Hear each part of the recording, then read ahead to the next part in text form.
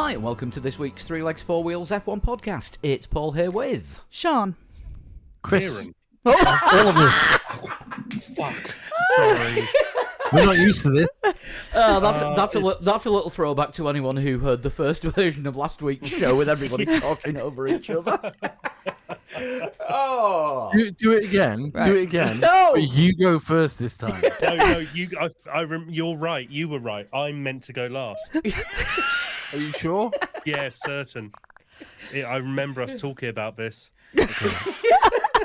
In which case, we'll leave it because it's fine. It's just Right, 5-second penalty to one of you for being outside your grid box.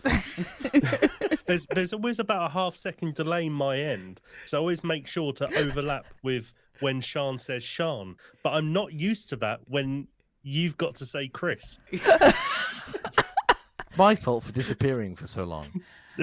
I just want to bring up a comment that we actually got yesterday. Oh my God. Hopefully you'll be a bit tighter the next show after rehearsals. Sorry to disappoint. Sorry, Dave. Not a chance of that happening. How are we all? Yes. Yeah. Got our sleep patterns back to normal after? Oh, not a clue. No, not really. It's just I did the stupid thing of going out for a few drinks with friends I had not seen for a long time on Saturday, and I was like, "It's fine. I'll be back for 10 o'clock." That was a lie. When I checked the time, it was already nearly 11 o'clock, and I just gotten another drink. I was like, "Oh, okay." So this is at least my last one.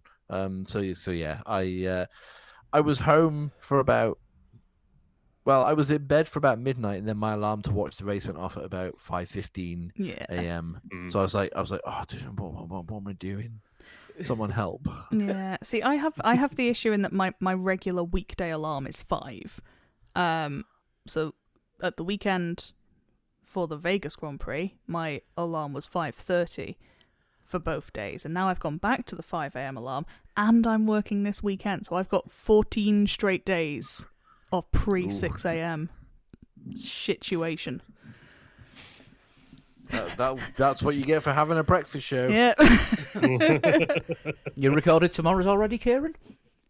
I'm not on tomorrow, Ah. but I could record Fridays now. Let's take a guess at what the traffic and travel is going to be. Let's spin the wheel. Hang on, I've still got that map open from before when I was looking at where you live, Kieran. That would not help. I could add that bit. No, but I can move the map. Maps move.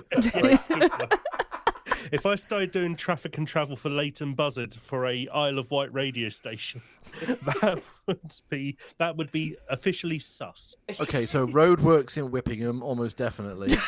Oh, we've got a shared note of a station, so I can add that in.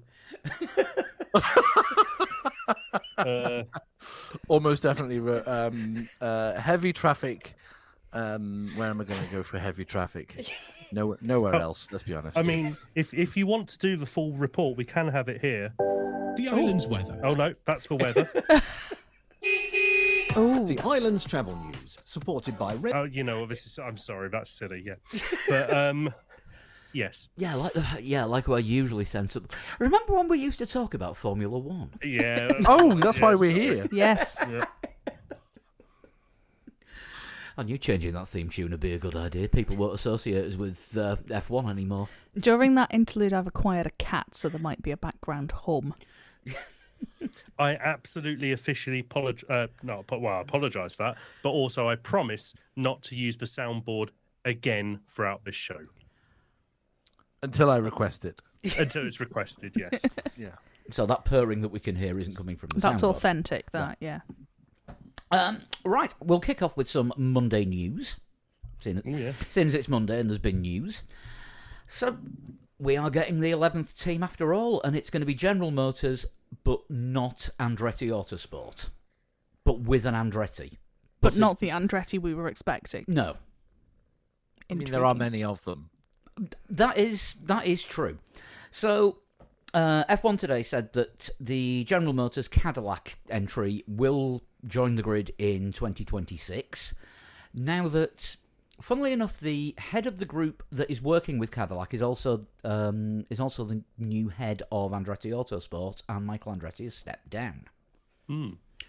Which basically shows us that it was Michael Andretti himself that F1 appeared not to like. Yeah, it's a weird one, isn't it? I see. I didn't think that they took their team owners' Formula One careers as a driver into account when it came to entering Formula One as a team owner. Because let's be honest, in 1993, Michael Andretti wasn't good value for money when it came to being a McLaren driver. We'll get to the current World Destructors Championship later. Yeah, but having said that, it would be. I always think I think it's sad, to be perfectly honest with you, that Michael Andretti wanted to enter a perfectly cromulent racing team into Formula One and hasn't been allowed to because of the basically snobbish Formula One looking at Michael Andretti and going, no, not you. But as soon as Andretti goes, well, I can get backing from General Motors, they were like, well, maybe we'll consider it, perhaps. And then they took a vote on it and went, well, no, actually, we've still decided it's no because you're involved. So it's like, okay, well then, what if I'm not involved? GM, yeah, they can come in. Cadillac, yeah, come on in. No Andretti though, right? Well, one of them, but not Michael. Yeah, it's fine. Come on, straight in. So yes, Mario is going to be on the board of the new F1 team. I mean, we're getting the Andretti name back in Formula One, which is good. It's going to be an American team, although at first they're going to be based at Silverstone.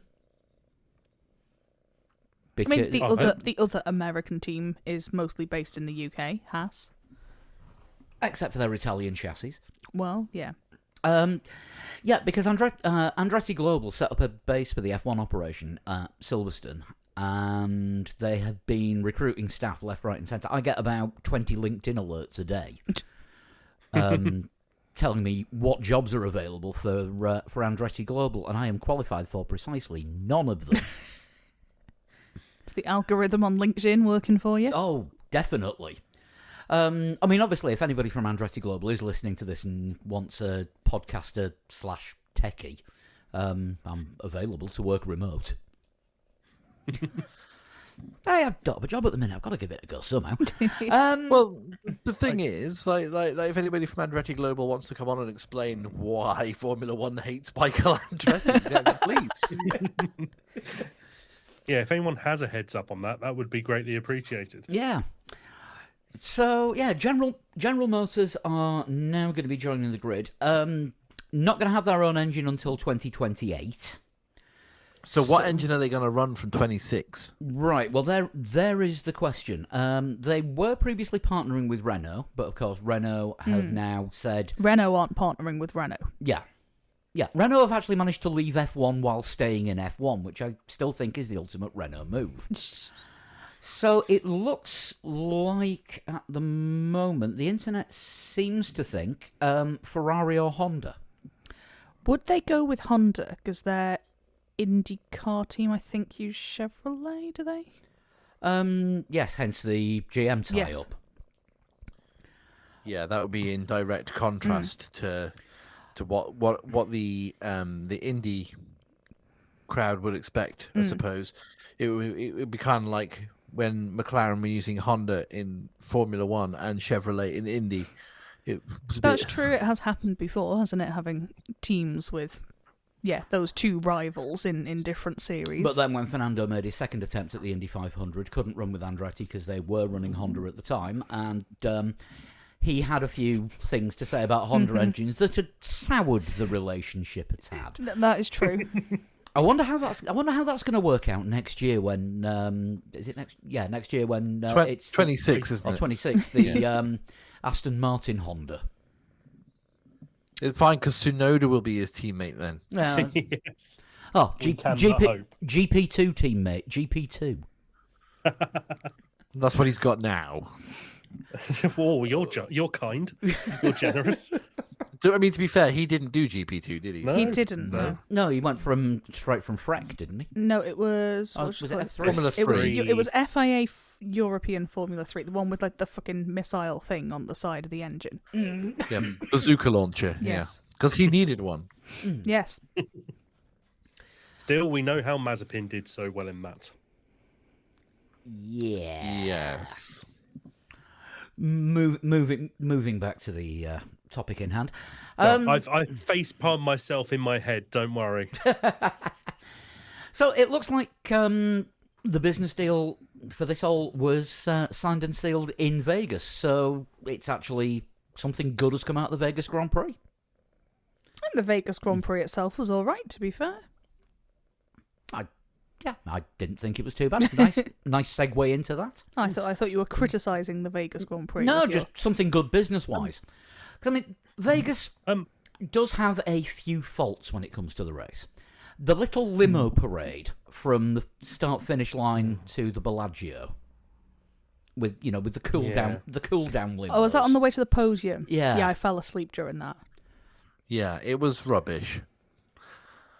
I'm not gonna lie, it was rubbish. It was bad last year, and it was still bad this year. I mean, I did hear a lot of, especially from Formula One TV, the team there saying that like they've done a lot to improve the experience for fans this year, and they've done a lot to make sure that it runs a lot smoother and that everything's just works a lot better. Oh, we made some mistakes last year. We realised we annoyed some of the locals, so they even made some infrastructure changes to the city, and everything ran a lot smoother. That was one of the things that didn't run any smoother than last year. It was still slow, stifling, and let's be honest. I mean, the Bellagio is all right as far as interviews go. It's okay if you want to stand there in front of the Bellagio, but why don't you move the start line to the Bellagio if that's what you really want to do, and have the podium there as well? Because they get in the podium, and they to get back to the podium, they then got to get back in the cars again. They have this in Miami as well, don't they, where they put everyone in a golf cart and drive them into the stadium to get up to the podium. Which, again, it just takes too long. And Chris, you had a couple of words to say about Terry Crews doing the post-race interviews. It was bizarre. I kind of felt like Jenson Button was his chaperone, like just to say this is Max Verstappen. He's just won the championship. They just whispered into his ear. Like I'm sure he did know, but Jensen was definitely there on save the interview when it goes wrong duty. Yeah, it sounded like he was Nancy Reagan, wasn't he? Whilst Terry Crews was Ronald. Terry Crews was on the grid, was it at Hungary last year, and Martin Brundle was trying to ask him like who his favourite driver was, and he just wanted to talk about like the science. He was all about the engineering. He didn't sort of want to go into the personality.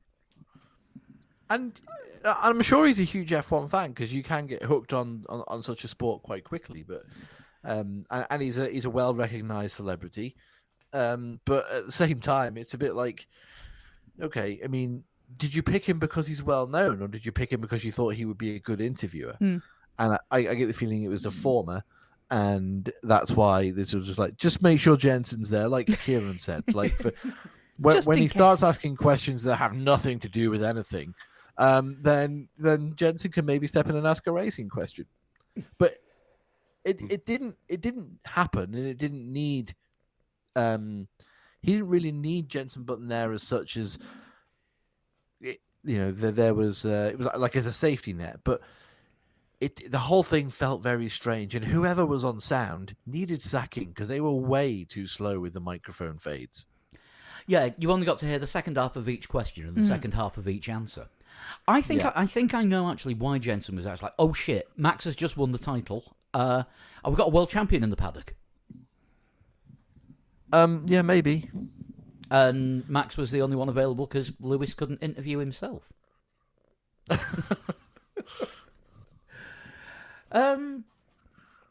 Anything else that we particularly noticed or liked or disliked about it? Go on, Kieran. You first. I spoke for a long time. That's all right. The one thing I did enjoy is the fact that if you didn't want to pay for Sky F1 or F1 TV or wherever, you could watch it on Nevada's CCTV camera network. Really? Yeah, on the highway. They have the actual live, feed Yeah. or live CCTV? They have live CCTV access on Nevada's. I don't know what it states. On the website road of some kind, where you can go through the maps of Nevada and live watch all their CCTV cameras, including Las Vegas Boulevard, etc.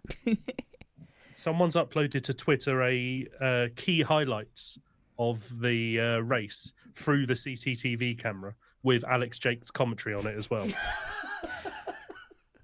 Let's have a look at that. Yeah, it's worth checking out. there's some kind of bylaw that they put in place for the race against just loitering to watch for free if you don't have a ticket, so you can't just be stood next to the fence.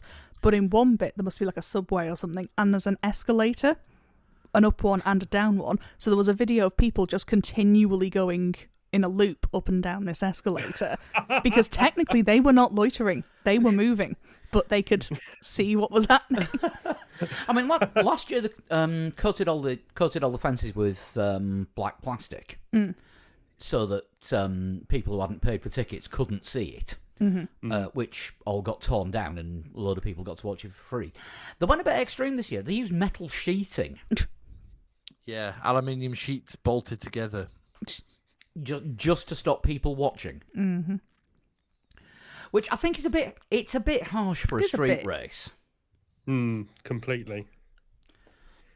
You know, it's like the Isle of Man government bring a rule in here next year that if you live on the TT course, you have to have your curtains closed. But I thought that was a bit off. At least organisationally, everything ran smoothly this year. No massive issues with drain covers. No. In that respect, that was all of that was much better. But I think from memory, we said that last year when it was all to do with it was Carlos Sainz, wasn't it? Who hit these the drain cover. You have to learn, and the only way to learn when you're a brand new street circuit sometimes is to make these mistakes. And I know Toto Wolff and Fred Vasseur were very vocal about it at the time, weren't they? They didn't like it. That's not like either of them. No, but at the same time, it's a street, a cover has to come off for them to realise how they have to be welded down and concreted over, perhaps even temporarily, just for the race.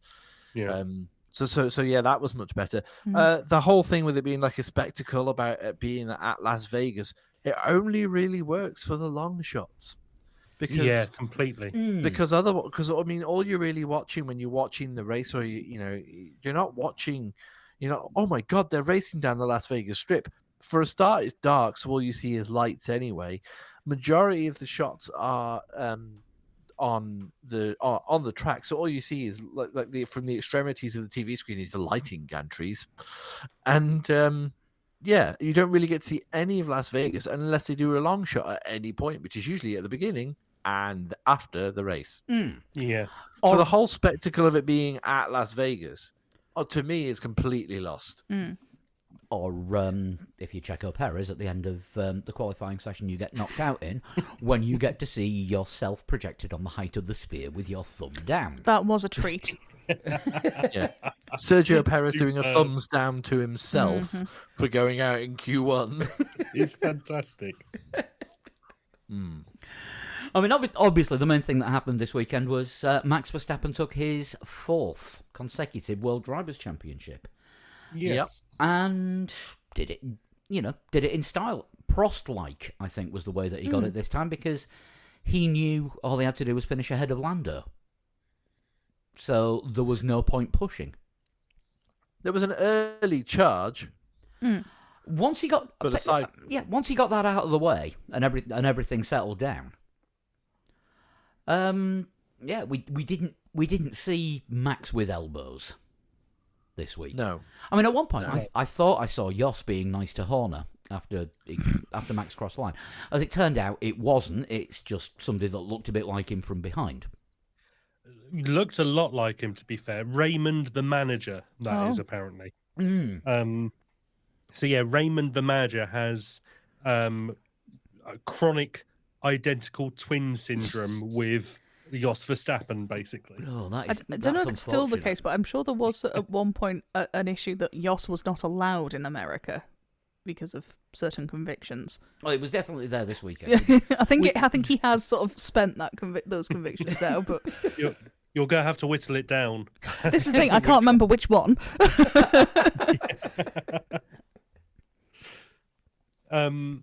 Yeah, I think it was very well deserved, very well earned, and at times, whilst it looked like it was all falling away, all he had to do was be slightly consistently behind Lando in the end.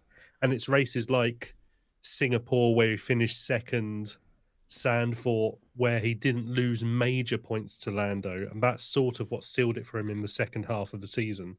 The races where he didn't win them, but he wasn't 8th, 9th, 10th consistently. It's not like Button in 2009, where he won, was it 6 of the first 7 Button won? Yeah. And then like didn't that, win again that season. Mm-hmm. It wasn't like that. I think as well for the majority of it as well, after that sort of opening glut of races, he has been in the second or third best car and yet has still consistently been sort of towards the podium places. He's done a solid job.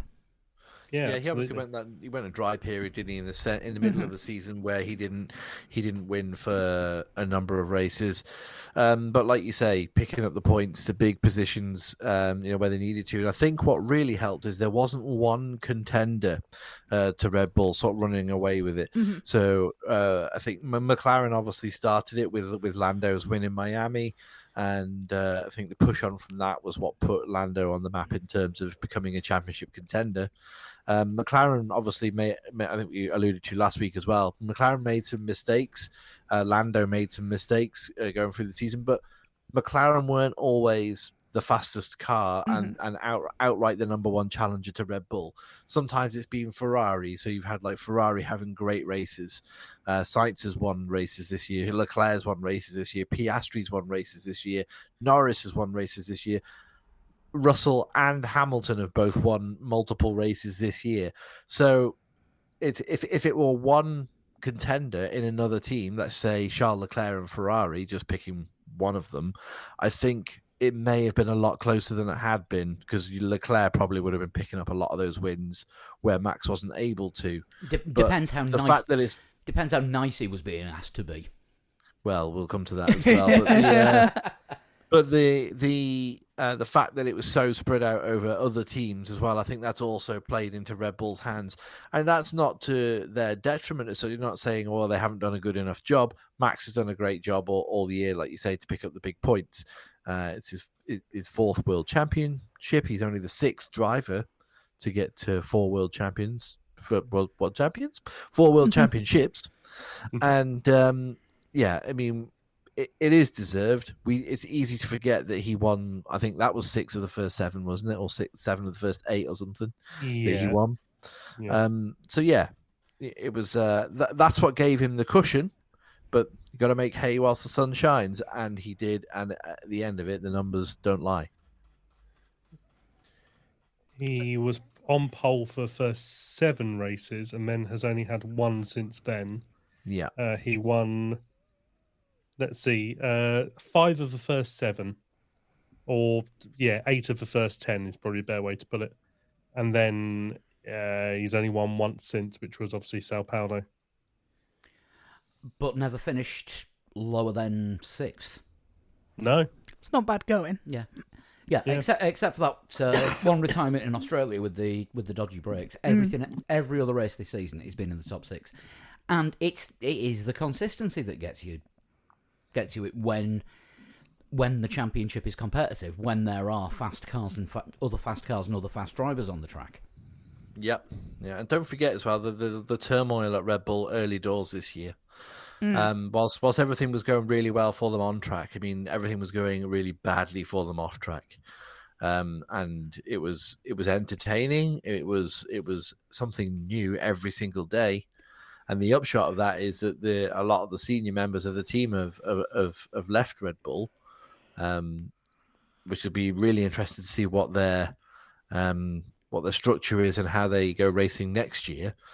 But yeah, for this year, we saw where we are now. Okay, we're in November. Max Verstappen has won his 4th World Championship. It's been nowhere near as dominant as we thought it would be after 2023, but it's still impressive. To be honest, it's been nowhere near as dominant as we thought it would be after China.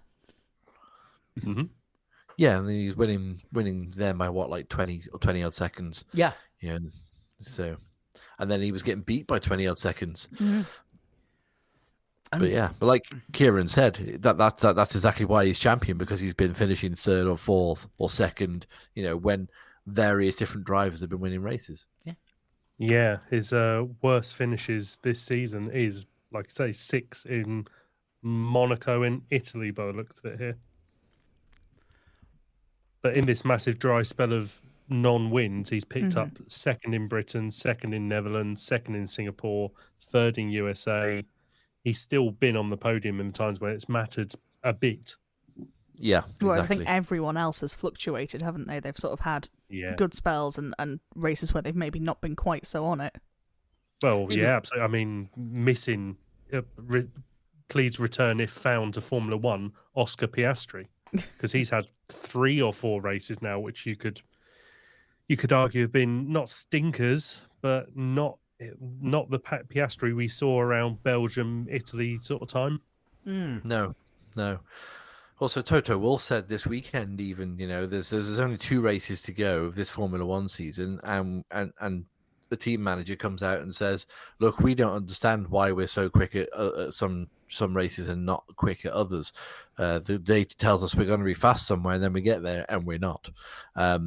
We know the operating window for these cars is incredibly small, but even when we get into that operating window, sometimes we're still nowhere near the front." Yeah. So, it's just the nature of the competitiveness as well of the sport. I think next year is going to be really, really interesting. Yeah, because as usually happens when it's the last year of a set of regulations, all the cars are an evolution rather than a revolution. Mm-hmm. And at the moment, we've got four fast cars. Yeah, I mean, is there danger of anybody else joining them, do you think, from further back? Obviously, we're talking Mercedes, Ferrari, Red Bull, McLaren is the 4 teams that are and have been able to win races this year. Alpine look like they possibly could threaten occasionally. They got lucky in Brazil. Is this a good play? Is Alpine the first team up this week, or we've got to go through? No, Alpine will be the first team up this week, actually. Well, should we start doing that then? We might as well. I mean, I was going to say, Gasly's qualifying performance. Brilliant. Fantastic, I would say. He did yeah. well there last year as well. He was 4th on the grid last year, so I think he just likes the track for a 1 lap. And then Alpine's pit wall performance in the race. Yeah.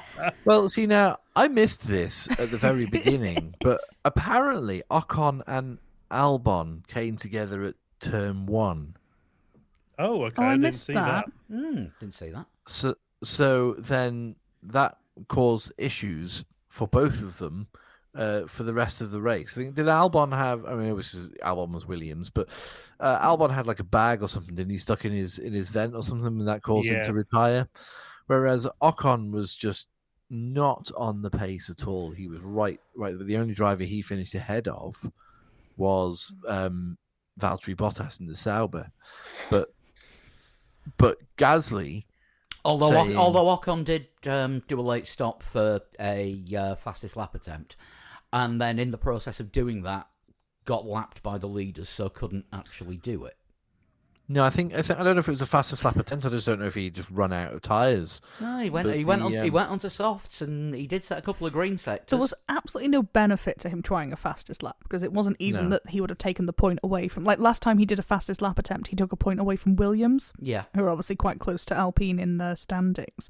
I think was it Lewis who had the fastest lap at that moment. Yeah. There's no benefit Yeah. to Alpine. No.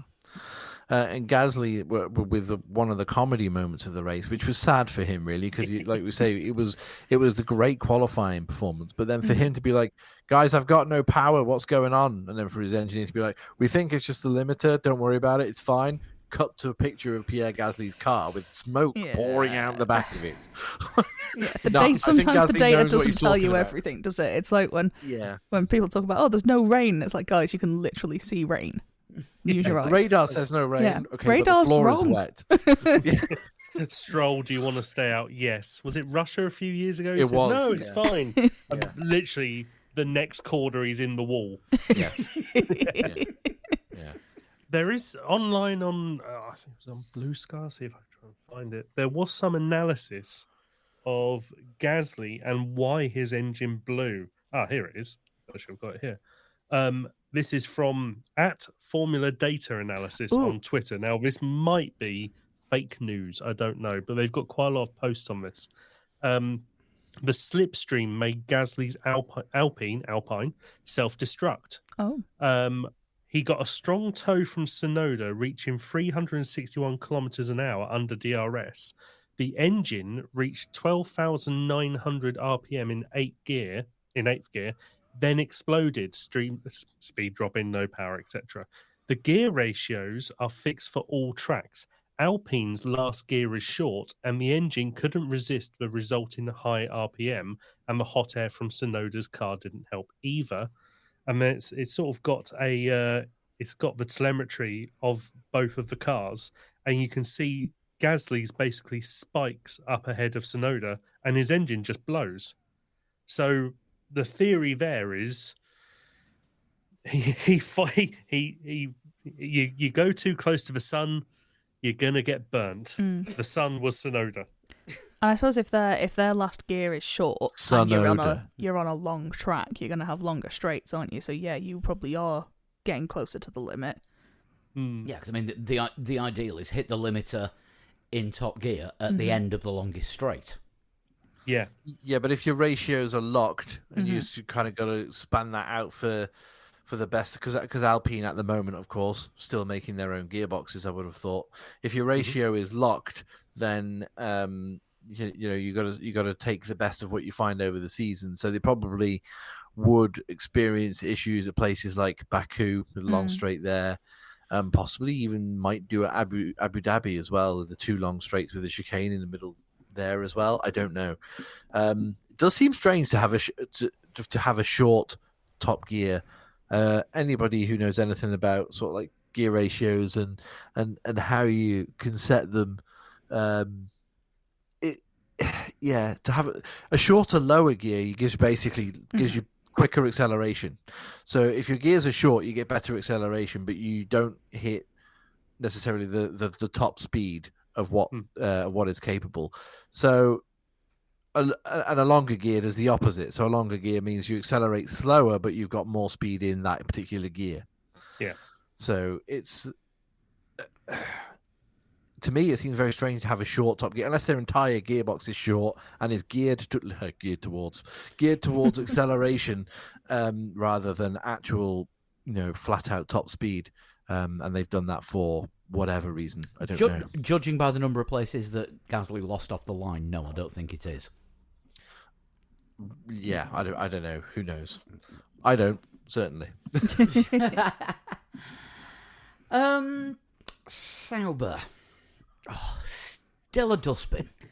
What did they do? I don't remember them in the race at all. Zhou Guanyu was running in the points at one point before the pit stops had worked themselves out. Was he, or was that just the pit stop cycle? That was just the pit stop cycle. It was the pit stop cycle, but he was doing pretty well. Yeah, he was. I mean, he qualified 14th for a start. Colapinto assisted, I'd say. He probably would have been 15th otherwise. But he didn't have a bad qualifying. He was decent in the first part of the race. He made up 2 places on the start, and then when Gasly broke down, he was up to 11th on pace. Then there were some weird pit stops early on that people weren't expecting, and I think they were a bit caught out. And did he end up 16th in the end? 13th. 13th. He finished ahead of Yeah, he finished ahead of Colapinto and Stroll and Liam Lawson. I'm convinced by two of those. So yeah, he did some overtaking at the end of the race, and there was that quote. So this has gone out online. I think this is one of those things that people only find really post-race, hours after the race, and then it gets shared about. We know one bit of post-race radio, which I imagine we'll discuss much later on, which has gone a little bit more famous. But on the very final lap, Zhou overtook Colapinto. Colapinto, who earlier on in the week said, it doesn't matter, I drive how I want, whether I'm driving against Lewis Hamilton or Zhou Guanyu. To which I think Zhou took some offence to that, because as he was overtaking Colapinto on the last lap of the race, he said, "See you fucking later, Colapinto," on the radio. Excellent. Oh, There's amazing. a bit of beef there. so we're going to have Needle between two reserve drivers next season then. Where is it that Zhou Guanyu's going? Because I heard this rumor during Las Vegas, and I wasn't sure it was entirely true. Has he been linked to Ferrari? As the test driver, Yeah. yes. That's what I heard. Yeah, What Zhou Ted Guanyu's said. Zhou Guanyu's going to go to Ferrari as their reserve driver for next year. Well, bearing in mind who else they've got and are probably going to be busy in other series that they're doing, it kind of makes sense to have a full-time reserve. With Ferrari, what you were saying last week, Chris, you've either got Zhou in reserve or we're back to Antonio Fuoco. Yeah, absolutely. It does hark back to what Ferrari have done in the past as well. So, former Ferrari reserve drivers, Marc Genet, Luca Badoa. Do you know what I mean? Like, so these were guys who were driving for Minardi, and like they lost their seat at Minardi, and it's just like, okay, cool, yeah, come and be a test driver at Ferrari. Badoa was actually a Ferrari test driver while he was racing at Minardi. Well, Badoa was rubbish at Ferrari, and I don't think he stayed an awful long time after he stood in for. Was it when Massa got injured? He stood in for. Yeah, when they replaced him with Fizzy after they realised he was shit. That's right. Yeah. So the replacement got replaced. And, twice, because Schumacher was going to take it until he had a bike accident, and he got replaced by Badoa. Yeah, that's right. And then, Marc Genet, I think he's still in the Ferrari stable. He's on the books somewhere, isn't he? Oh, yeah, he is. Yeah. I mean, he, for the last, at least 6 years, he has been the team representative and host for their car launches. Yes. Mm. But He I think does a he is lot- still listed as a driver. I mean, He does a lot of like development work for them. They really trust his feedback. I mean, well, he did a lot for Williams as well, because that's where they got him from.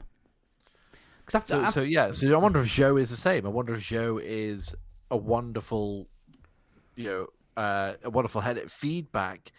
Not Have we seen necessarily that at car? racing. Well, maybe what he drives it, just goes, "This is fucking awful."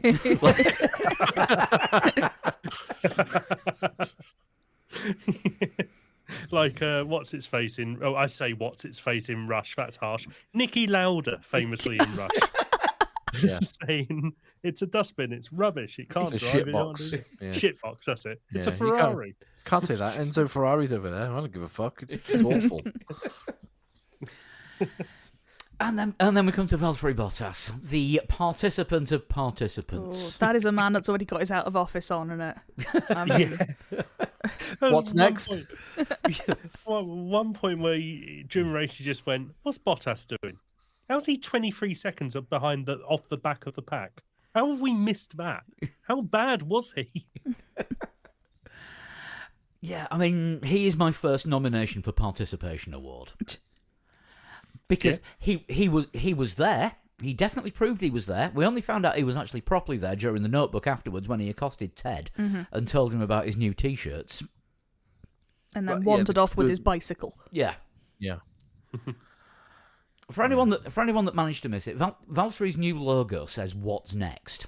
It's open for pre-orders with T-shirts, in a very Patronus green kind of colour. Mm-hmm. He's also had the What's Next logo tattooed on his leg. It's his first tattoo. Now, you combine that with the mullet and the moustache and the sudden joblessness. Is he having a midlife crisis? I wouldn't mind being Valtteri Bottas having a midlife crisis, to be perfectly honest with you. Well, that and the nude photos. No offence, Chris. Don't want to see your ass. Don't look then.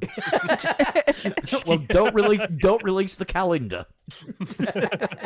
That's a you problem, Paul.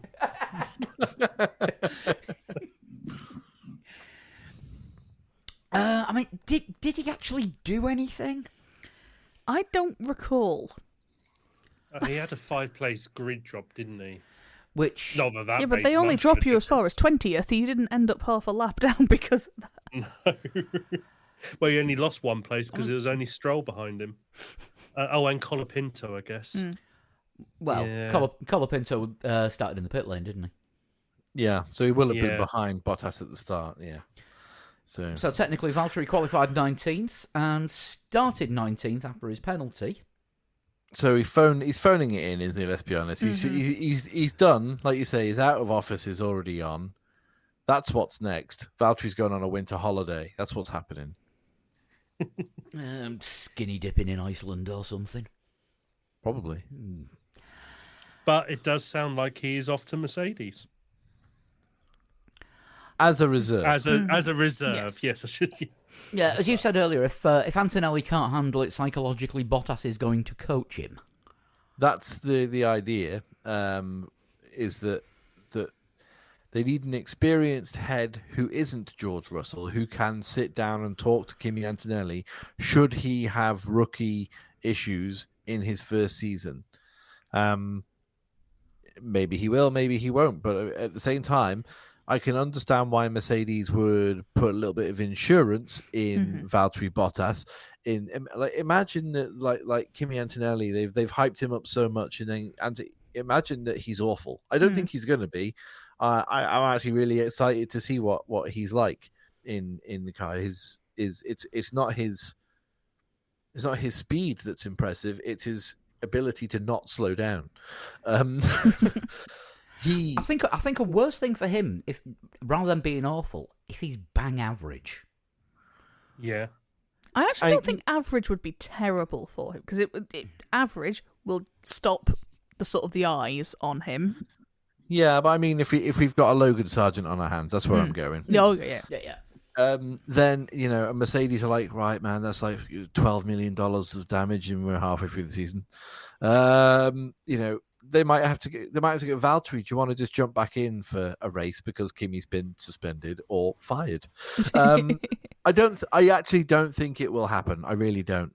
But it makes sense for Mercedes to have that insurance with a driver that they know and that they trust, and that somebody like you say, like Valtteri Bottas, who can sit down and say, "Look, I raced against Lewis Hamilton when Lewis was like in his prime. It did me in a little bit, but here's how I tried to deal with it at the time. Here's what I should have done, and this is the experience I can pass on to you after I've been in Formula One now for 13 years or whatever it'll be next season." And I think also it keeps him in the frame. So if a seat does become available, I don't know, somewhere else, then yeah, why not plug Valtteri Bottas in? You know exactly what you're going to get. And also the rumors are that because Mercedes have tied in with is it WEC team that they've tied in with? Yeah, Iron Lynx. Yeah, that Bottas could possibly go and drive in the WEC for that team with a Mercedes tie-up as well. So for Valtteri Bottas, it makes perfect sense. For Mercedes, it makes a lot of sense. To me, at least. Yeah. Scott Mitchell Marm did propose on Twitter the other end of the weekend, admittedly, that if GM did come in as a team, which we've heard tonight / whenever you are hearing this, is going to happen, then 2 targets of them would have to be, firstly, the American driver, which is probably going to be Colton Herta if they can get him a super license, And the other one could well be Valtteri Bottas because he does bring experience and he's available. And there's not many experienced drivers who are going to be available in 2026 who are still in an F1 realm. I'm ruling out Ricardo there. I'm probably going to rule out Magnussen on the same basis. But I've seen Magnussen doesn't Ricardo's have a name job getting next year. thrown around, but I don't know whether that's more just sort of fan sort of wish list. Good marketing. He's big Yeah, in America, absolutely, isn't he? yeah. Oh, he'll sell T-shirts Yeah, and you want to sell your caps? That's who you want. and cowboy hats. The only thing I can think about from a negative perspective for somebody with Valtteri Bottas potentially going to Mercedes as reserve driver is, where does this leave Mick Schumacher? I'm guessing nowhere near any form of global No. motorsport. Standing next, Maybe WEC. I think he has done some whack, yeah, hasn't he? standing next to Toto in the Kimi Antonelli position. No, He's- they'll he's get done a new some- Kimi for that, won't they? It'll be Valtteri's job, won't it? Valtteri will be like on a Watt bike somewhere in the race, Possibly. in the back of the garage, just churning out some Now, cycling. Mick did put up a statement online, and by statement I mean let's say emotive Instagram post, which I now can't find. Was it a story? Uh, Will it have disappeared? Was the basic gist of it? Perez dad's a dickhead. Leave our family alone. Oh well, we'll come to that. Yeah, we'll come to that. That was awful. Here we go. Mick Schumacher. What he said on Instagram. This was at the start of last Tuesday. This almost needs the sad Fernando music on it. Life doesn't always go as planned, and setbacks can be tough to face. But every challenge is a chance to learn, grow, and come back even stronger. This is just a chapter, not the whole story. The journey continues, and I'm determined to rise above it. Thank you for all your support. It means the world. He's been dropped. Yes. Yes. Was he he's been doing- dropped for Bottas, hasn't he? Yeah. As of Was he 5 days doing- ago, he was testing their WEC car, by the looks of it. Who Mercedes WEC car? The Yes. Iron Lynx one. Okay. I was gonna say, did he not do a round for Alpine? Because he was also their test driver this season, wasn't he? Their reserve driver. Oh, I don't know. Possibly. I think Mick Schumacher was Alpine's reserve driver this season, and he also did a little bit of work for Alpine in WEC. Ah. I thought it was Mick Doohan, but I could be Jack Doohan. Jack Doohan. Yeah, Jack Mick Doohan. Doohan. That would be fucking news, wouldn't it? Jesus Christ. Mick Doohan is very small. Mick Doohan, I believe, did once test a Williams and wrote it off. Ah, So he's very Not very for him. small. He walked past me once, and I was just like, that man is tiny. That's Mick Doohan. led to believe as well, probably going up to him and saying, "You're small," probably would not go down well. I didn't say it to him. No. I thought it. So that's yeah. for the best. Yeah. Who was it we accused of being small on last week's show? Oh no! Did we accuse someone of being small? No, I forgot. Is it an accusation or is it an actual just observation? Right, Yes. Mick Schumacher, by the way, has done the entire season for Alpine in WEC. Okay. Oh, okay. Right. He finished 22nd in the rankings. That sounds middling. Did Valtteri Bottas finish 23rd? No, I'm being facetious. I quite like Valtteri Bottas as a driver. I do think he's been given the shitty end of the stick with the Sauber, but yeah, I mean his shelf life. He's done a number of years at Williams before being picked to replace Rosberg. His shelf life in Formula One is towards the latter end of his career, isn't it? Let's be honest. Yes. Yeah, nearer the end than the beginning. Absolutely, yeah. Right, who have we got next? Williams. An Albon retirement. I don't know if it was related to the plastic bag. It got stuck in the floor and it was flapping everywhere. But I think it was He just pulled in, didn't he? He just pulled into the pits and retired. I think it was was it an overheating issue? I can't remember what they actually said the issue was with him. I don't think we mentioned it, but the Alpine, the Ocon came into the pits and they weren't ready for him, so he had to go round again. Yes, that was not a Yeah. good look. No. But I think they were ready for Albon, and he just sort of drove into the garage. They did tell him on the radio to retire. Yeah. Okay. Let's have a look. I've got the Williams one here. A radiator issue. As of the press release, it was a suspected power unit issue. We need to understand whether it was a similar problem to FP2 or the same issue we had in Singapore. Oh, they've put on their website a power unit issue believed to have been caused by a piece of plastic in the radiator. Because it was a little bit on the windy side. There were a lot of carrier bags. There was a flying lot about. of shite just floating around, wasn't there? Like you could just see every now and then that you'd cut to a different shot and there was just crap blowing up and down the road. Yeah, I think I said, a lot of leaves on the track, and Jane said, where are the trees? Oh, yeah, good point. No trees. It's famously leafy Las Vegas. Yeah. Leafy desert. Viva Las Vegas?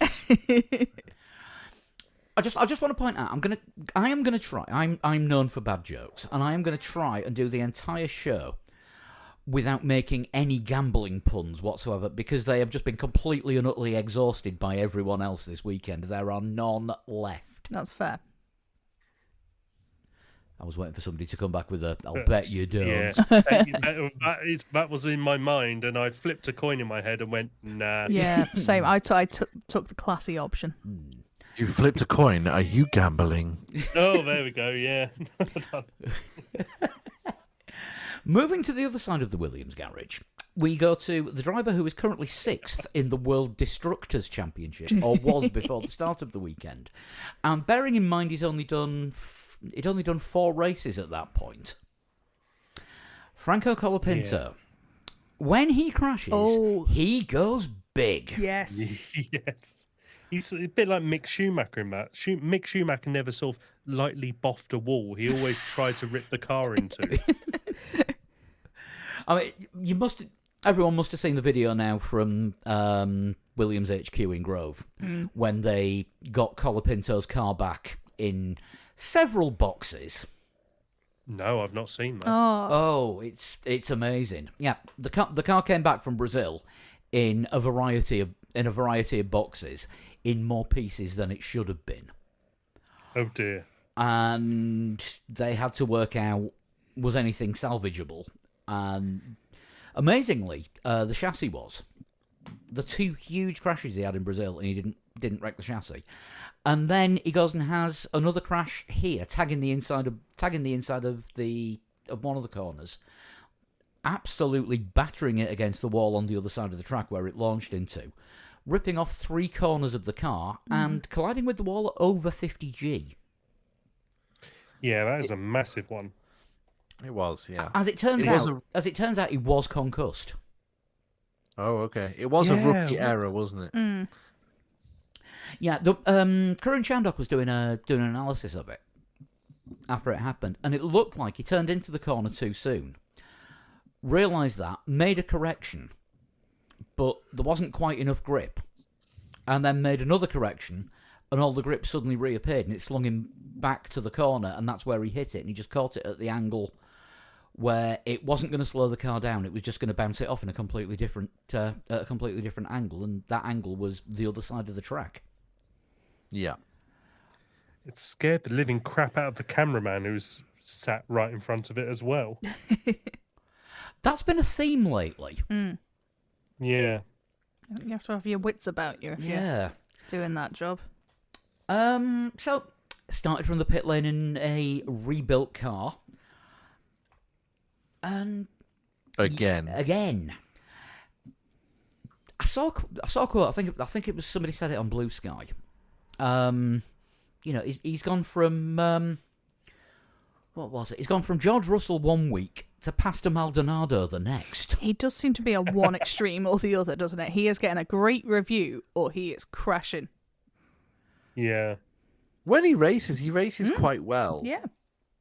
But he does need to dial out that crashiness quite quickly if he still wants to be taken seriously. I mean, he is one of the names that's being mentioned to join the meat grinder. Yeah. Well, from what I understand, is Colapinto to RB and Lawson to Red Bull. No Perez.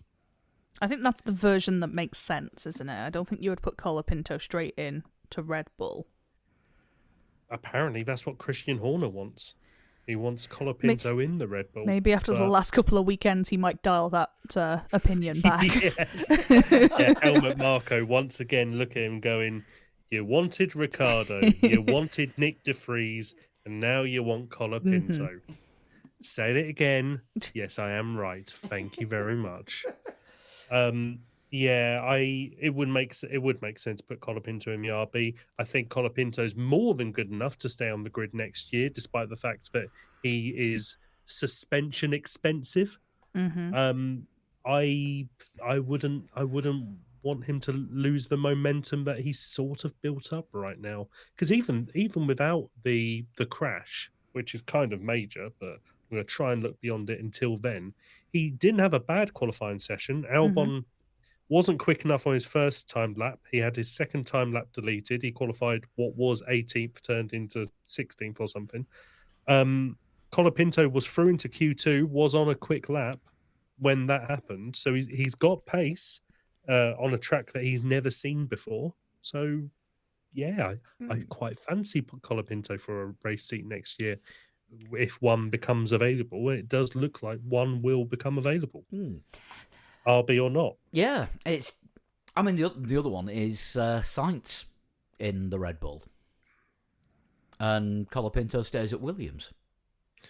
I think if that was to happen, Williams would have to sell Sainz's contract on cheaply, because if Red Bull wanted Sainz back, they would have paid for Sainz. Mm-hmm. They clearly don't want to rock the Verstappen boat that much. Well, they didn't exactly get on when they were teammates last time. And I think this is it. I think Sainz is going to Williams because it will be... He will have a very good shot of being the driver there. Whereas if he goes to Red Bull, he's Verstappen's backup. Yeah. And if the Williams thing works, Williams project as it is with James Vowles, if that works out, say 2026 is a complete order shuffle, then you do end up with, Williams towards the front. Then Sainz has got, he's made an excellent move. Some people think that Sainz's move to Williams is basically, keep me in the cooler for a couple of seasons, and then when a hot seat becomes available, I'll go back to the front of the grid. It might be the case, but I actually think he's going to stay at Williams long term and see out the James Vowles project, if you will. It would make sense for him to do it, especially if Williams are continuing to improve at the rate that they're doing. Because look at where they are now compared to where they were before. Yeah. The toothpaste coloured car that was at the back of the grid. Mm-hmm.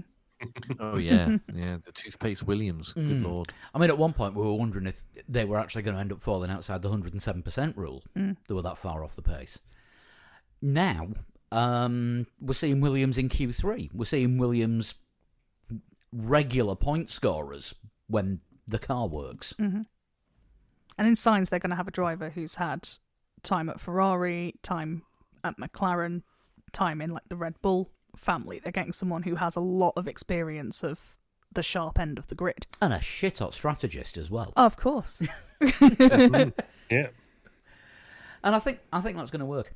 Just on the World Destructors Championship, there is only $300,000 roughly. Actually, no, it's closer to $200,000 in difference of the amount of damage caused between Logan Sargent and Franco Colapinto.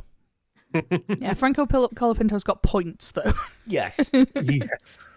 We did say that the only thing Colapinto had to do was not crash. Mm-hmm. He did not manage that. No, but he's got points. He has, yeah, and it took him 2 races to get to 4 times more points than Logan Sargent has scored in, 36 races? Something daft like that. I mean, where is he? He's on 5. Yeah, and an eighth and a 10th. So yeah, it's kind of worked out better than Logan Sargent, although Logan Sargent still is in the battle for 22nd. And he's winning that battle. Yeah, what does Bottas have to... Is it an 11th? Does he need an 11th? I think Sargent's best result so far this season was an 11th. And so Bottas needs an 11th and a fastest lap. No, an 11th will do it because he'll do it on countback because Bottas has got a couple of 13th places and Sargent never got that high apart from in Britain. Why are we talking about this end of the grid? Because it's interesting. That's what we're all looking at now, isn't it? Let's move on. Let's move on to Aston Martin. Okay, let's move on to the next team. Right, apparently he lost his radio on lap 1. Yeah, he did the entire race communicating just with pit boards and hand signals. Back to that's how they communicated. And then when he pitted, they weren't ready for him because he just decided to bring the car in, which is why there was no tyres. Right. Okay. I thought that they'd maybe said, "Oh no, like pit next lap," and he thought, like, "Oh, pit this lap then instead." I thought maybe he'd misread his pit board, but yeah, it was hand acknowledgements and pit boards at the on the pit wall for Lance Stroll. I mean, certain people may think they turned the radio off just so they didn't hear something like the beached. I was about to say that because it was me who said that to you. Other people have said it online as well. Yeah. Apparently, maybe it's because somebody heard me calling him Kermit the Frog last week. But yeah, I did wonder if the mechanics were just like, "No, we can't deal with him today." I'm beached. I got no radio. Somebody help me. Well, like Kermit sang, it's not easy when you're green. Well, yes. There's I can't remember which way round it was, but if it's Stroll, probably backwards. Yeah, I think they tried to get him into the pits by using the pit confirm buttons that you have between the wall and the driver. So you press the pit confirm, they come into the pits. He presses the pit confirm, you come out into the pit lane. And I think there was a communication mishap where they pressed pit confirm, they were ready, he wasn't there. Then he pressed it, and he turned up in the pit lane. They looked behind him and went, "Oh shit!" So yeah, I think that there was some sort of communication. The way to try and communicate the pit stop, which went slowly, was by using those pit confirm buttons. But it didn't go that makes well. more sense. You'd have thought, with the amount of time he's been in an F1 car, he would vaguely know what to do if the radio wasn't working. Not just expect it to be done.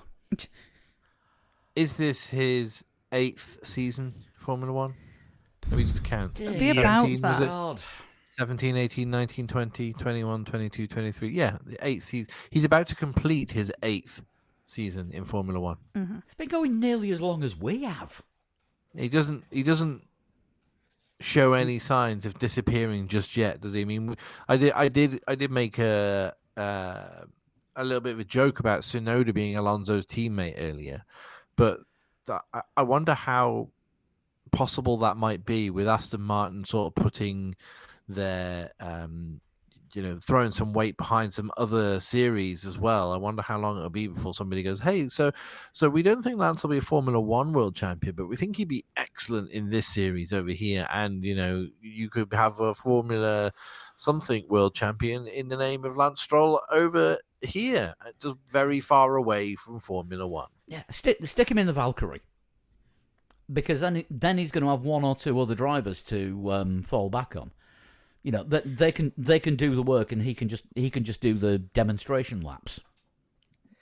There's still time for a pub quiz question in 20 years' time of which Walter Hayes Trophy winner once got pole at the 2020 Turkish Grand Prix.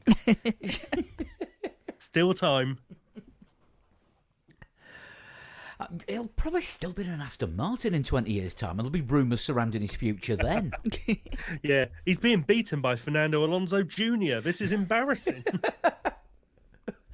I mean, right, so Diego Forlan. I know Yes, I know where I'm mentioned going with that. this. Yes. has just taken up professional tennis. Yes, at the it did not go well. At the age of what, 40, 43? I think he might be 40. I No. have 46 in my head. In his mid-40s. It didn't work. It did not. But there's rumours about Lance Stroll taking up professional tennis, so he could have another 15, 16 years in F1 and then move on to the tennis career. I don't know that I can watch Formula One that long. Yeah, don't scare me.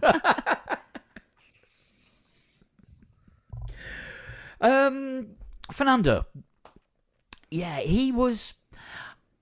Bold strategy. Bold strategy. Bold strategy nearly paid off. Miserable as sin after qualifying. I mean, I got the quote on the Aston Martin press release, and I saw Dan on Saturday, and he said if we can provide him the backing music for the Sad Fernando bit, he will happily re-record Fernando's statement in the Sad Fernando voice. Excellent. He can't happily record it as Sad Fernando. He has to be All very right, depressed. he will when he's sad. miserably record it. Yeah. So yeah, I'm gonna try and get him to sort that out. I will send him the San Fernando music and see what we get, because I mean, this was what year was it? 2018 Belgian Grand Prix where we did the San Fernando. That would have been a sad year, I think, wouldn't it? That would have been the race he went over the top of Leclerc at the start. Quite possibly. Oh, it Yeah. might have Possibly. been could have been the 2017 one then. It was a Belgian Grand Prix anyway. For anyone who wants to know what I'm talking about who wasn't listening way back then, have a look on our YouTube channel. I think the video's called Sad Fernando is Sad. He was about that miserable. You know, saying during a race, it's not worth it. Yeah. And yeah, he was... You know, he needed somebody to put their arm around him. Obviously not Lawrence Stroll, because you can't imagine him giving great comfort, can you? I mean, he must have been really upset as well at the end of the race, because he was on for a point right up until the last couple of laps when Checo Perez actually made an overtake and got that final point from Fernando Alonso. So I think Alonso really needs this winter just to be away from it all and be like, right, what is going on? Why are Aston Martin awful? Please hurry up and get Adrian Newey and Enrico Cardile in this team so I can start getting near the actual sharp end of things again before I'm dead. Every single team Alonso has joined has started out as being a very good team and has slowly petered off to being a bad one. He's rarely left a team on a high. The one team which you would say he did leave on a high would probably be McLaren first time round. That's bollocks. He won 2 championships in a row with Renault. Then he left. I'll mute my mic. You carry on. Well, no, he left Renault because they just cheated. So it was Minardi, wasn't it? Was his first I meant racing team. first time round. Well, the first time at McLaren was... That was Spygate, wasn't it? That was No, Spygate. first time with Renault. He won 2 championships with Renault. Then he went to McLaren. Yeah. Yep. Then he went back because he got outdriven by Hamilton and got in a huff. And yeah, then And all the Spygate stuff, All the which Spygate which stuff. he wasn't involved Of with. course. Then he went back to No. Renault and there was Crashgate, which he Yes. wasn't involved with. Yeah. Then he went to Ferrari and Fernando was faster than you, which he Yes. wasn't involved with. If you don't know what we mean by Spygate and Crashgate, which I'm going to assume a lot of people do, but I'm sure there's a selection of people who may be listening going, I'm not too sure about that. There's a very good podcast series on Spotify made by the BBC, made by someone mad like Pete Tong narrates it. It's all gone Brian. Pete Tong. That could be Fernando Alonso's podcast Yes. series. I think it's either it's a strange sentence. It's either Pete Tong or Dara O'Brien. Those are 2 people who have not been confused before. No, or is it Hugh Dennis? No, I think it is Pete Tong. I think I know the one you mean. Yeah, I it's have about met Crash Dara Gate. O'Brien. I've never met Pete Tong. A sentence you didn't think you'd be saying tonight. No. Pete Tong DJ for people wondering that as well. But yeah, on Spotify, I'd listened to it. BBC have produced a series on Crashgate, which is very accessible. 8 episodes, 20 minutes an episode. It goes through everything in that. Yeah, just a listener recommendation. The other thing to remember with Aston Martin is they're now coming out with excuses for why Dan Fallows has gone, even though he was going to be going anyway. But they've removed him now for expectations haven't been met. I see. He wasn't bald and coming from Milton Keynes. Yeah. I mean, what expectation did they have?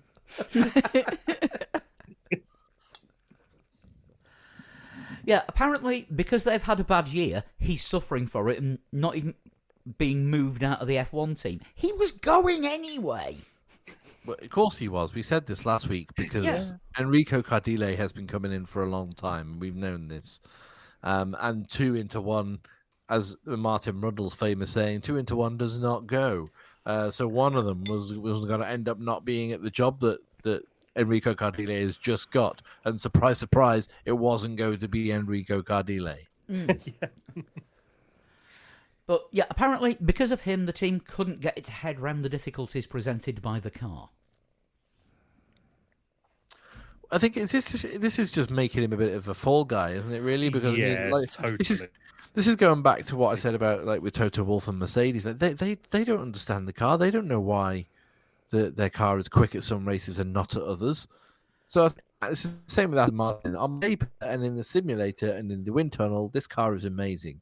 Get it on track, and it just isn't. And they've proved that this year by having a car last year that was a podium contender and may have possibly stood an outside chance of winning an occasional race to something that may stand an outside chance of getting an occasional point. Yeah, I do think there was a possibility of Alonso maybe winning a race had Red Bull not completely dominated 23. But I mean, at the start of last year, Alonso regularly on the podium. Yeah. You know, where the hell has all this come from? And where the hell has all of it gone? Because at the start of 23, Aston Martin were Red Bull's closest challengers. Yeah. Yeah. Couldn't. Sorry, no, wait, hang on. Fernando Alonso was Red Bull's closest challenger. And of course, Red Bull started last season being a 2-car team. Yes. Yeah. Not how they are now. We'll get to that. We'll get to them later. RB. Yuki swore his way into 9th. Yuki nearly didn't get into the country. I love that it was like he was in his pajamas. Yes. He was in his pajamas. Water control were like, why are you Who here? the fuck He's is like, this? I'm racing in Formula 1. And they're like, you're 12, you're not racing in Formula 1. You think that they were just pointing at his pajamas going, oh, what's that one? It's a little Blastoise, isn't it? Oh, a little Blastoise. And that one's a Pidgeotto. Oh, you run along, scamp F1 driver, this guy, eh? Yeah. So they genuinely didn't think that Tsunoda was... And to be fair, I'll be fair to Yuki Tsunoda. He has got the right idea, because if you're on a long-haul flight from anywhere to anywhere, comfort Gotta is be comfy. king. Oh, And my God. And I can't When the flying to Australia in trackies was amazing. just so comfortable. I can't... It's just... I may as well have just been in my lounge. Honestly, it was well, just about cabin crew prepare for landing. Cool. I'm just going to go and change into my jeans so I don't look like a total idiot when I get to Unlike a very short flight that we had a couple of years ago when we went to Amsterdam, and we were the only ones on the plane not in trackies, and also the only ones on the plane that didn't smell of weed going out there. There were some interesting characters on both of those flights. What was that flight? Where was it going, that flight? Amsterdam. Yeah, that'll do it. We're flying to California next year, so I will take your note on comfort, because I'm used to wearing jeans everywhere I go. So I will take on the trackies. Yeah, trackies for just change into them before you board, and then like you might get a couple of funny looks because you're in trackies, you know, on a long haul flight. But regular travelers, I think, do it all the time. They're just like, well, comfort because it's a plane, and we're sat there for literally hours. Trickier look if you're a bloke, but leggings, lifesaver. Yeah. So Yuki Tsunoda pajamas, 100%. I'm in with him on that one because, built for comfort, my friend. I mean, I think his pajamas get a Rockstar award. Yes. Yeah. Who saw that coming this weekend? Wait a second. Yuki Tsunoda built for comfort, not speed? But he was the fastest RB, so he could be built for both. Yeah. And he got Unlike points. Sergio Perez. Yeah. Well, he has Yuki has kind of tried to reopen that conversation this weekend, hasn't he? About sort of like, why aren't they thinking about me for the Red Bull seat? He's kind of got a I think point. he knows his time at absolutely. I think he knows his time at RB is limited. He's 3 seasons in at RB now? 4. So 4 is it? So you don't get that long at RB, generally speaking. You do if you come with an engine. Yeah, but if you're not, we know that deal is going away as well. As I said, is going. Honda are going to be with Aston Martin. Honda got to suggest that Yuki Tsunoda goes to Aston Martin as well. Are RB using the Fords? They would assume they so. will be when the Fords are ready, because at the moment they're still on the Honda-derived ones. Right. Okay. And it's RBPT, isn't it? Red Bull powertrains, which is, let's be honest, Honda. Yeah, the Fords come in 26 under the new regs because it wasn't worth Ford making an engine for 1 year. Well, it's still Red Bull powertrains. It's just that they're putting a Ford badge on it. Well, the partnering with Ford, because at the moment they've got a load of Honda staff working on them, and a member of Honda staff driving one of the cars. So RB, or whatever they're called, because they'll probably change the bleeding names again by then, in 2026 we'll have the Ford-derived engine, and there won't be a place for Tsunoda in the team then. That's when he will end up somewhere in the Aston Martin organisation. Should be a race seat alongside Fernando, but will probably end up being a test driver. But with performances like that, when he's outperforming, he is the second out of the 4 drivers in that stable. He's doing all right. He's doing okay. Yeah. Problem is, it's so topsy turvy, isn't it? Because one race he's 5 places ahead of Lawson, the next race he's 5 places behind. It's really a bit of tricky. consistency. Yeah. I'm trying to see their finishes since Lawson came in. Lawson has finished 9th and 16th, then 9th and then 16th again. And in those last 4, is that Lawson? Yeah, Lawson came. No, that's yeah, that is Lawson. Sorry. And then Tsunoda has finished in the last 4 races 14th, retired 7th, 9th. And that retirement was his coming together with Albon at Mexico. Yeah. So it's a bit flip-flop. It's hard to tell. Also, Tsunoda wasn't in the points before Sao Paulo. He wasn't in the points for 8 races.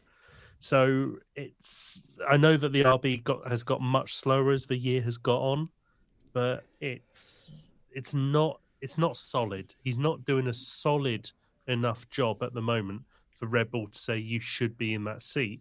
He's just had some flashes of brilliance this year. A lot in the first half of the season. He was very good in the first half of the season, really. I think his performances in the first half of the season sort of signed the death penalty for Danny Rick. I wonder how much of that comes into it, that in the middle part of the season when I think neither of them were particularly scoring points, there just wasn't really that sort of impetus to try. You didn't have to do too much to try and beat your teammate. Whereas he's now, got back-to-back points finishes? Yeah. When the new guys come in and started looking like a threat. Yeah. I think Lawson coming in has lit a fire under his arse again. I mean, at the start of the season, it was his first, what he thought was going to be full season with Ricciardo. Yeah. After last year's interrupted half season. Mm-hmm. And Lawson was an unknown quantity then, and he'd been out, not raced for over a year, and became an unknown quantity again. As he still got it as a year out, caused him any problems. And I think, Tsunoda may have started to handle it. We don't know what he could have done in Mexico for that first lap crash. Mm-hmm. That's right. Yeah. Because you can't really get a bead on how well somebody's running when they don't make turn one. True. No. Although it was the literal gauge of how Pastor Maldonado was doing in a race. He made it past turn one. He was doing well. Yeah, fair point. That is a man that came with his own rule book, though, isn't it? You couldn't read it because it was on fire. Next up, we have Haas. Nosebleed territory for Haas. This is delightfully late to be talking about Haas. It is. Yeah. K-Mag got a 12th place. I thought he could have got a bit more. He one-stopped, didn't he, K-Mag? Yeah. He one-stopped the His whole race. tyres went off late on. Right, okay. Yeah, it was the only driver to one stop. He was looking racy at various points, and then Hulk in 8th. We are seeing the regeneration of Hulk here. He is one of the best in Formula 1.5 again. Yes, absolutely. Yeah. You started. And you there? Have we got cut off? Oh no. That's all I'd say about that. We didn't get any of we that. We lost you, and you came back Oh. in on that's all I'd say about that. Oh. So we never heard what you had to say. That's positive. Right. Sorry, Nico Hulkenberg. You're not getting that massive credit ever again. all I was saying is I would love to have... Because there was silence my end after that. There was about 5 seconds of silence, and I thought, oh... And no one enjoyed that. Oh, and Chris has had a computer reboot itself situation. Oh, yeah. So Oh, Bloody that's hell. weird. God, you over your side, you suddenly had no audience. What I was saying was that it would have been interesting to have gone back in time to the end of 2020 when Albon was being ditched from Red Bull, and we were all talking about whether it be Hulkenberg or Perez, if it was Hulkenberg instead, and how that relationship would have worked after 3 seasons. Fire.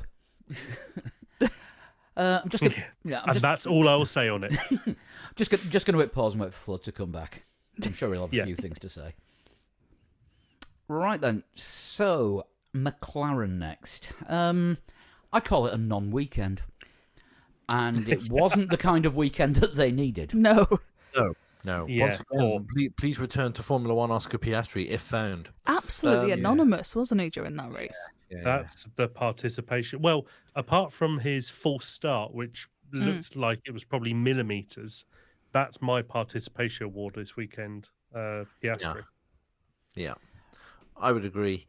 Lando as well. I know he said he'd do everything to try and keep the championship alive. I don't know that he did do everything to keep the championship alive. I think he was already kind of resigned to the fact that after Brazil, it wasn't going to go his way. So, I mean, pitted towards the end, didn't he, Lando Norris, to take the fastest lap for an extra constructors point, but they knew by then the Drivers' Championship was done. So, I don't know. Strange weekend from McLaren. As I said before, they've not maximized their position in like the mid-season when they were really strong, but they weren't strong in Las Vegas. Is it cold track? Is it dusty track? What is it they don't work on? They were one of the teams who suffered with the rear wing thing, wasn't it, as well? I mean, we saw Red Bull cutting their rear wing. McLaren also admitted, we maybe got the downforce a bit wrong for this one and maybe didn't have the right rear wing. I mean, Red Bull was the first time I've seen a team take a Dremel to a wing in a hell of a long time.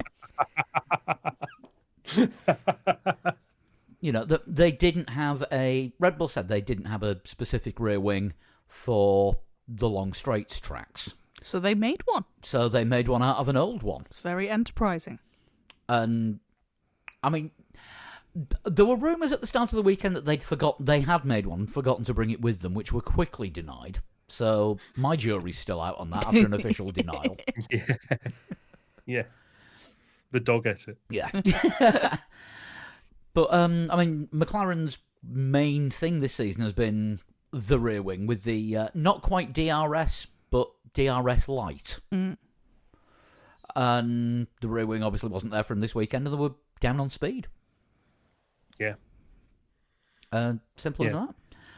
Yeah. It was put to Lando, wasn't it, by I think was it Rachel Brooks from Sky?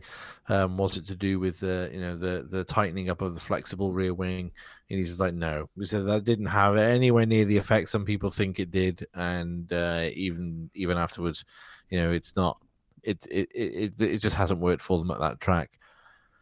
But then you look at the other side of this of the thing, like we said earlier on.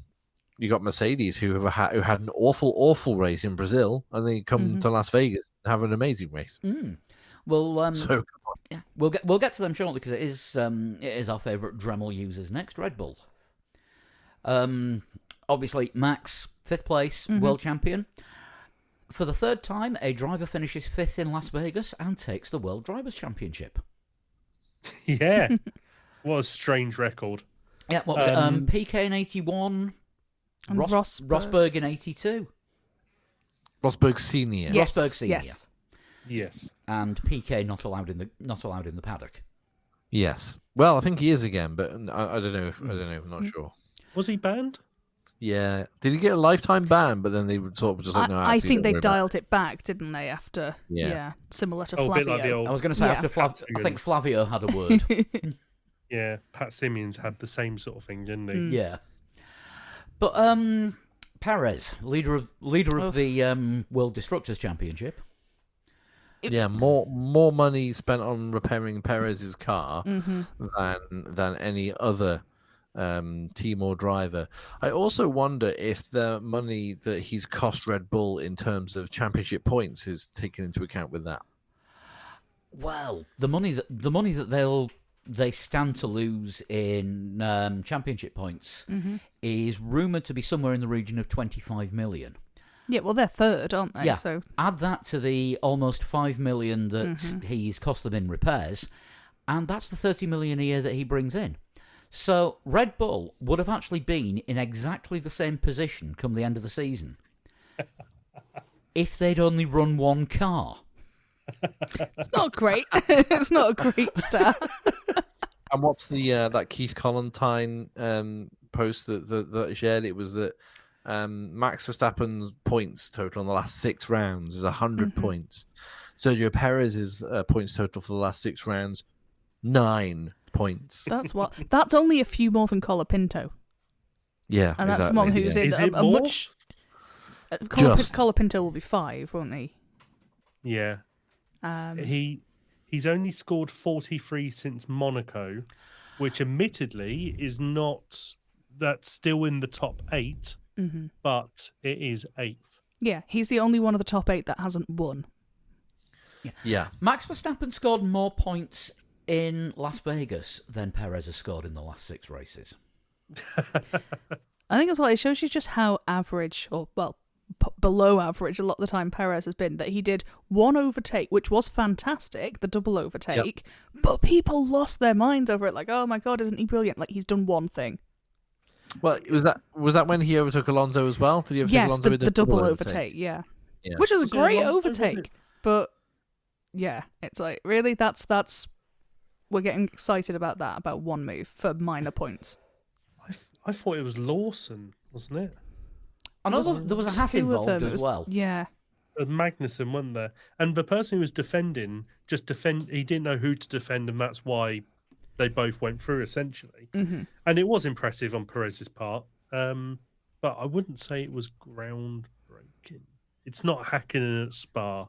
No, I mean, when you look at what the other guy is doing in that Red Bull and has done in the Red Bull, being the best in the world. Yeah. To be the only driver in the top 4 teams not to have won multiple races this season it must hurt a little bit for Sergio Perez, but at the same time, that's the level that he's at. He's not on that same level. This is my personal opinion. Anyone is welcome to disagree with me if you wish, but he's not at the same level as Charles Leclerc. he's not at the same level as Carlos Sainz, Lewis Hamilton, George Russell, even the absent Oscar Piastri and Lando Norris. You know, they've all done better jobs in their respective teams than Sergio Perez has done at Red Bull. Yeah, I mean, I was slagging off poor old Oscar there a little bit, saying 8th, 7th in the last 3 races. But just a quick bit of maths on that. 8th is 4 points, 7th is 6 points, 14. It's still more than Perez has had in the last 6 races. So yeah, just he should go. The sponsorship is keeping him in. He should go, but what can you do? Yeah. Apparently, the decision will be made by the shareholders at the end of the season. And I think we know which way it's going. Well, he'll be gone. Yeah, there aren't the way everything's just dropped off for him this year. There are no sporting reasons to keep him. Yeah, and there's nowhere for him to go either. So if he's booted out of Red Bull, it's not like he'd be like, "Oh, but he can go to that team because all the other seats are already sewn up." Cadillac in 2026. No, because he'll be in his first season of IndyCar by then, after a year of testing. Yeah, with his teammate Logan Sargent. IndyCar's usually quite fluid though throughout the year, isn't it? Yeah, if he's not in a drive next year, he'll be in IndyCar somewhere. Maybe not at the start of the season, but I think Carlos Slim will get him something. I mean, there is a rumor going around that Carlos Slim wants to start the ultimate Mexican IndyCar team with Perez and Pato O'Ward. Intriguing. And bring IndyCar back to Hermanos Rodriguez. Yeah, maybe. It's not beyond the realms of possibility, but and it costs a hell of a lot less to get an IndyCar race in licensing fees than it does for an F1 race. I just can't see how Sergio Perez can continue with this level of performance that has been, let's be honest, it's been ongoing since probably about middle point of last year. Miami. I think he needs the change as much as Red Bull need the change. Yeah. Really. Yeah, totally. It was Miami last year when he completely fell off after he had that, 35-second lead that Max just completely obliterated. Yep. And he was saying he was a championship contender. He had been in the early part of the season. Yeah. And after Miami, it was like, no, you're not, mate. It's not going to happen. And I think for his own dignity, he should go before he becomes an even bigger meme.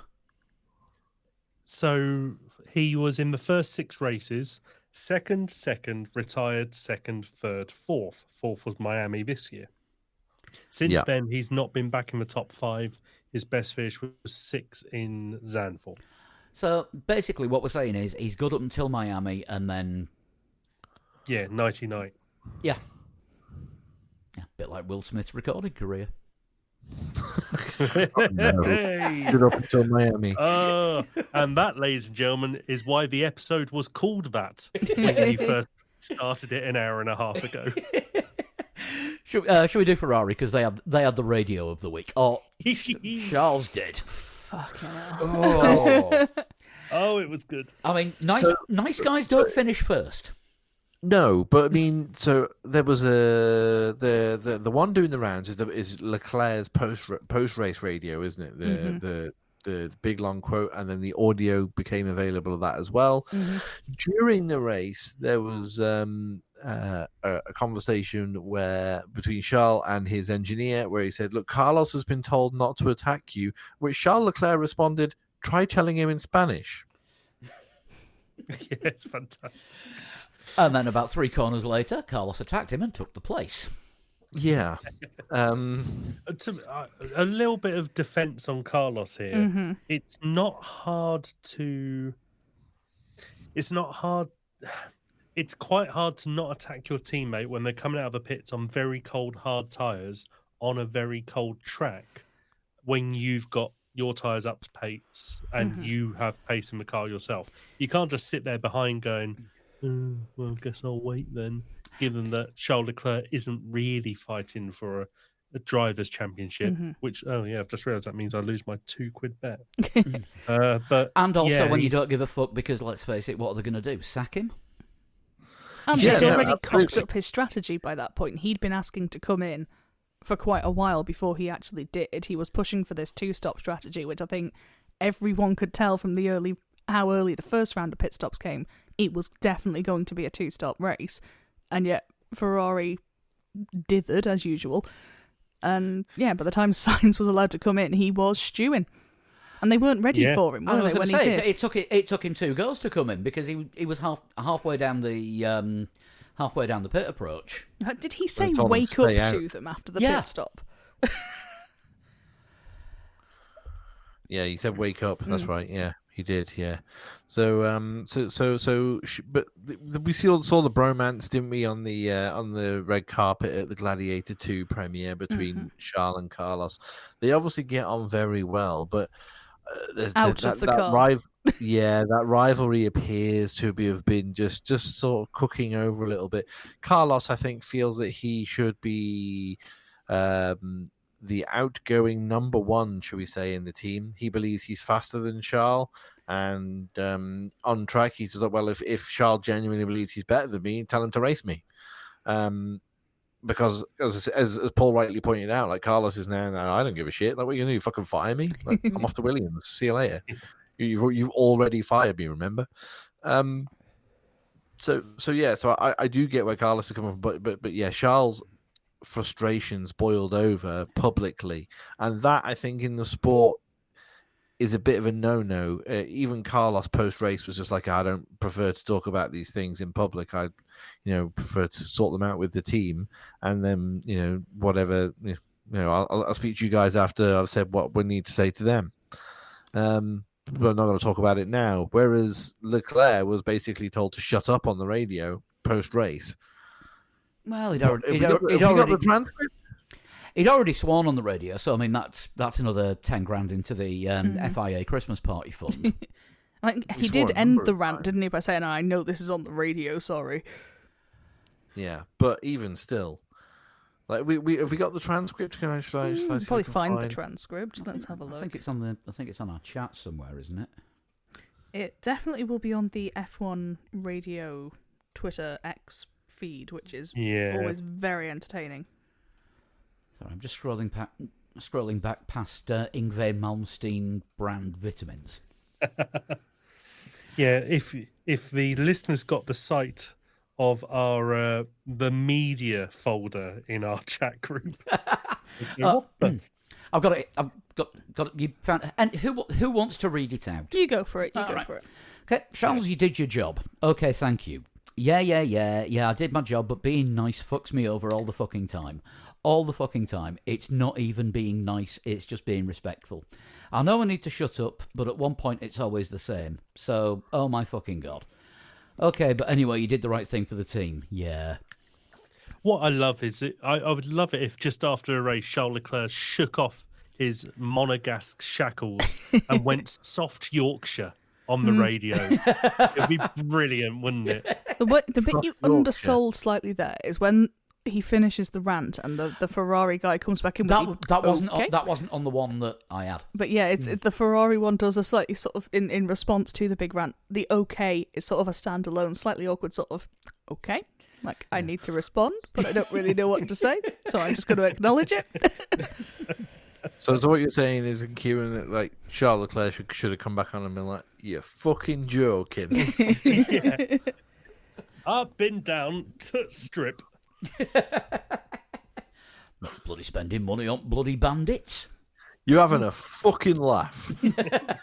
Throw him down the hill in a bathtub. Yeah, it'd be great, wouldn't it? There's a joke that 2% of our listenership might get. Yeah. I had to stretch for that one. I am bloody Yorkshire. Shall we do Mercedes then? Yeah, let's do this. They don't know how they did so well. No, they don't. But they did. Yeah. Well, Hamilton was fast in first practice. Hamilton was fastest in second practice. Mm-hmm. And then the Toto Wolff played it down and said, no, we are the low grip champions. As soon as the track grips up, we lose all of our pace. But George Russell disagreed with Toto, and he said, no, actually, our pace is such that we think the gap is big enough that we might actually have a chance here. And then on the Saturday, Mercedes were able to carry that through. Russell more so. Hamilton made some mistakes in qualifying, which should have put him right at the front end.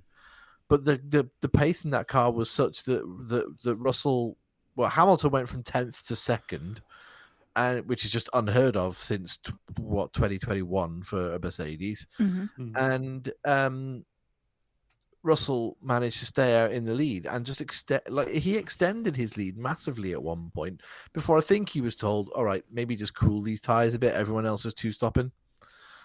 So the last dominant, when was the last dominant Mercedes performance? Was it Russell's win in? It was the first Brazil? 1-2 since Sao Paulo 22. Wow. Yeah, but that was the last. Like, I know Mercedes have won races this year, and I know Belgium was essentially a 1-2. I know Russell got disqualified, but Piastri was right behind them, wasn't he? He was like on the tail of the Mercedes. The last dominant Mercedes win, I think, was Sao Paulo 22, where they were so far ahead of everyone else. Williams. Where did that word come from? Silverstone. Well, I don't think we were Really miles and miles dominant. ahead. Yeah, I don't remember it being Max dominant. was catching, wasn't he? He was catching right at the end. Yeah, I think was it Lando and Oscar as well for 3rd and 4th. Weren't that far behind? But yeah, I don't know what to say really. It's another. Let's not beat around the bush. It's another false dawn for Mercedes. There's no way this is them. Like, Mercedes are back, but like, where do they go from here? Because Sao Paulo was so poor, Las Vegas has been so good, but they don't seem to be able to. The correlation doesn't add up. So they're going to go from a really cold Las Vegas, where it's cold, it's dusty, it's a bit volatile. Where they go to Qatar, where it's a desert, but it's not cold. If anything, it's going to be really, really warm. So is that going to put Mercedes back in that 4th place of the top 4 teams, like back towards the Hasses again, fighting with Magnussen and Hülkenberg over 8th, or are they going to be, are McLaren going to be like right at the sharp end again for Qatar? It's so difficult to tell, isn't it? Like where Mercedes actually are in relation to everyone else. Is this just their 1 or 2 races a year where it turns out they're quite handy? Well, they had the opposite to McLaren, really, didn't they? They had like the mid-season. McLaren had like an early mid-season like jump. Mercedes had like a late mid-season jump around the summer break. Yeah, I think they won like 3 out of the 4 races, and then they were like, "All right, cool, now we get it." So here comes this new part that's going to help us stay where we want to be. They brought the new floor, and it's like, wait, that new floor hasn't worked.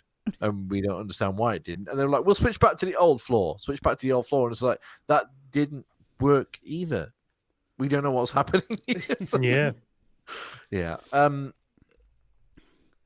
It's kind of, it's nice to talk about them last, isn't it, really? It's a bit nostalgic talk about Mercedes last. There have been times where they've been first on the running order. Qatar last year. Oh, yeah. Yeah, I mean, we spent most of the first sort of 6 years of this show talking about them last. Yeah, it was Ham 1, Bot 2. So, rockstars and wankers. Max Rockstar. George Russell, definite rockstar. Yeah. Hamilton for the race. Yeah. Not for the qualifying. Yeah, Lewis went from wanker to rockstar very quickly. Yep. Qualifying wanker, race rockstar. Yes. So, Gene Simmons. Okay. Sorry, just to slightly interject from rockstar and wanker, I've just realised one thing about Mercedes I forgot to mention. Do they have DAS back? Ooh. This is a couple of videos which are going around online showing what looks like a very loose steering column on George Russell's car. where it looks like he is actually pulling the steering wheel bit and the tyres are moving. It's more noticeable now you've got those little covers over the tyres. So Intriguing. maybe a potential Rockstar nomination for a sneaky DAS installation down at Mercedes. That would tie in with them saying, "Oh, we don't know what it is." It does kind of imply like we can't tell you what it is because it's not meant to be there. Kicking a flight crate to one side which says, "Don't DAS, look over here." bracket, secret. Yeah, but last time Mercedes used DAS, the entire world shut down for 18 months. That's true. It's all their fault. Yeah, Rockstars, if that is the case, and they've managed to find a loophole. I mean, that if they have managed to find a loophole that lets them bring it back, that is Ross Brawn-esque loophole discovery. Yes, absolutely. Wankers, do we have any? The Alpine pit crew. Yeah, I'm going to go the Ferrari pit crew as well. Mm-hmm. Alpine, anyone that wasn't driving the car in general. Your engine's fine. Foom. Drive through the pit lane, we're not ready for you. Yeah, I mean, double cock up. Potentially the FIA. We didn't mention the whole weird Sainz pit stop thing. No, he didn't get penalised for it. And it's because on the race director's notes or something that it doesn't matter at that track. But It's I'd a track argue limits violation not entering the pit lane at that point. I'd argue of all the corners you want to cut in Formula One, if you have missed the pit lane, that's not one of them. That's a very fast last corner. So they probably should have put in the race notes, once you in the pit lane, you in the pit lane. Yeah, I think that is part of the rule, but the rule is that there is a line that they cross or a marker that you pass where you can't then go back onto the circuit. Yeah. Sainz hadn't passed that marker, so it was the marker in Las Vegas is way down, actually, like inside the wall on the pit lane. So physically, you can't rejoin the racetrack once you pass that marker in that particular pit lane. But it's not like Austria or something where once you're in the line, you have to proceed. Because it affects the racing line. Well, I think once you got on the once you actually got on the pit entry line in Austria, after about, I think it's only about 5 meters, you've got a grass verge on your left. So that's an instant penalty for driving over the grass and effectively cutting 2 corners in one. Yeah, it was a track limit violation. Because you're not really supposed to do it, but it wasn't a entering the pit lane. Oh no, actually stay out, even though that's what happened on the radio. No, the classic Lewis and Bono box. No, but I'll do it anyway. No, don't. Oh God, yeah. That's the one, yeah.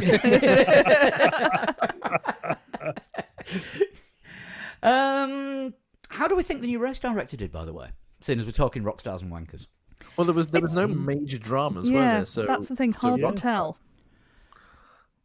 Yeah, so Rockstar in that case, because it's not supposed to be about the FIA or the stewards or the race director. It's supposed to be about what happens on track. Anyone want to tell MBS that?